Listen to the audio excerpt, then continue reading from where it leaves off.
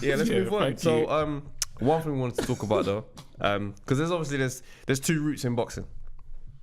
There's two routes in boxing. So you got prospects, climbing the ranks, trying to be champs, do great things, or go for glory. On the other side of boxing, you've got journeymen. Yeah, journeymen who they've got no interest in winning bouts. They literally come to be the fodder for the rising prospects. Yeah. And like I was thinking about this stuff, and I was like, that must be one hell of a life. So now, like I read it. So now, because you raised this, we done in our like pre-production. Yeah, you spoke about this, and I thought you don't decide to become a journeyman.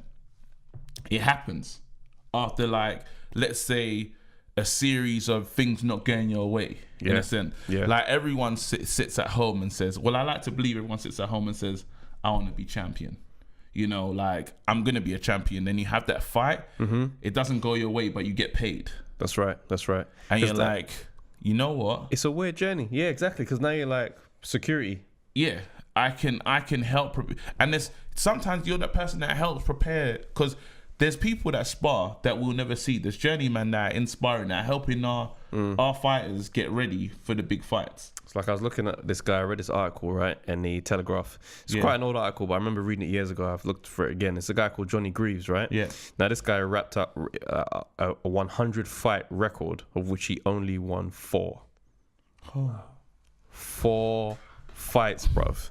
So he started out his career, right, and he lost all 10 fights in a row to kick it off. And then but that's what I'm saying. That's what I'm saying. And in the beginning, he wanted to be the champion, and then he lost 10 fights. Mad fights. Cool. And then it was just like, okay, cool. So now the man are calling him for a fight. And he actually had a fight, and the 11th fight knocked out this dude. Knocked him out. And then he was saying, he goes, rah, nobody was phoning me. My phone stopped ringing. So straight away, now he's looking at it like, well, I've seen the value in losing.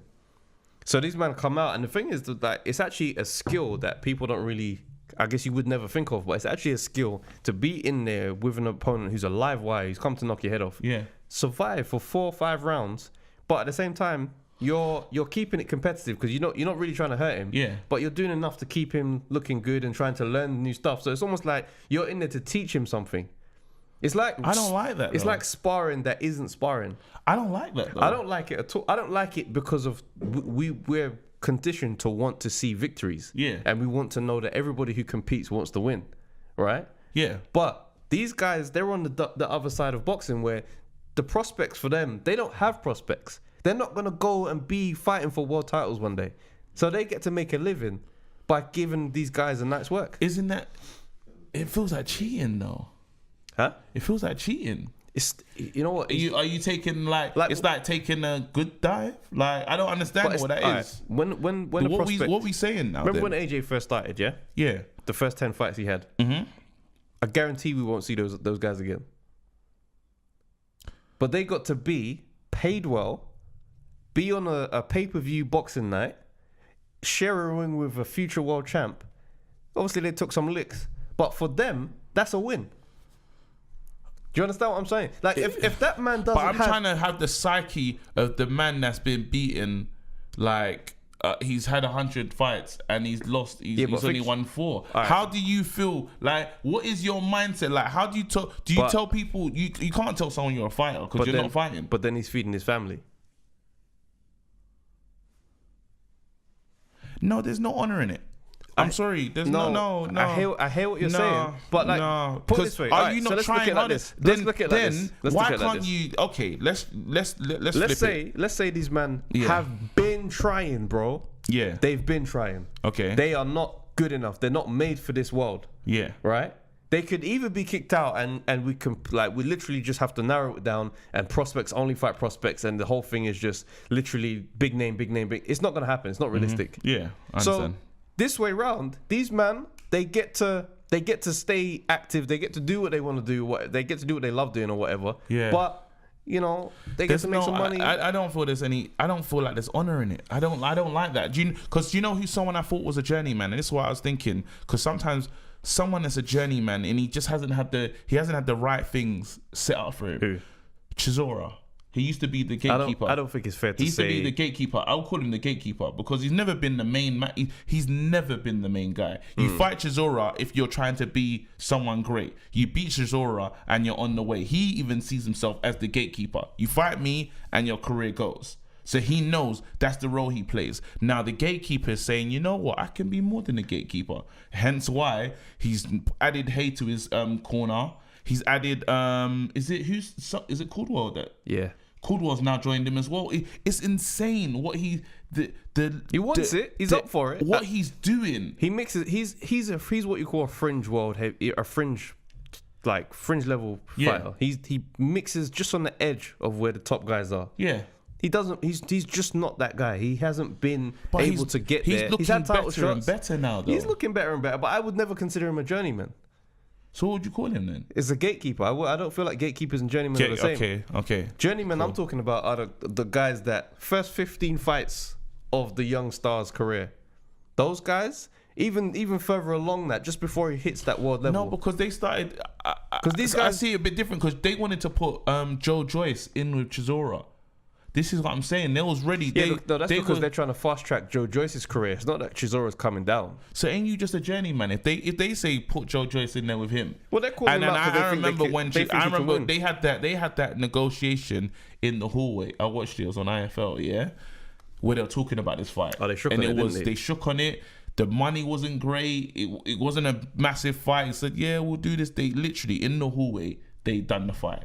They agreed the fight. They agreed all the terms of the deal. And that showed me the kind of fighter that he said, listen, if you don't give me the right amount, and it wasn't a lot. I'm telling you, it wasn't a lot of money. And he was up for it. And I said, okay, so you're to me, that's a journeyman. Yeah, you might have a point. You might have a case Joe for that. Joyce, look at the fight Joe Joyce fought the other day. And they tried to make that his next fight. And that was like 3 fights ago. You know what I mean? So, but now Chisora's something's clicked into gear where he said to himself, I can compete with these guys.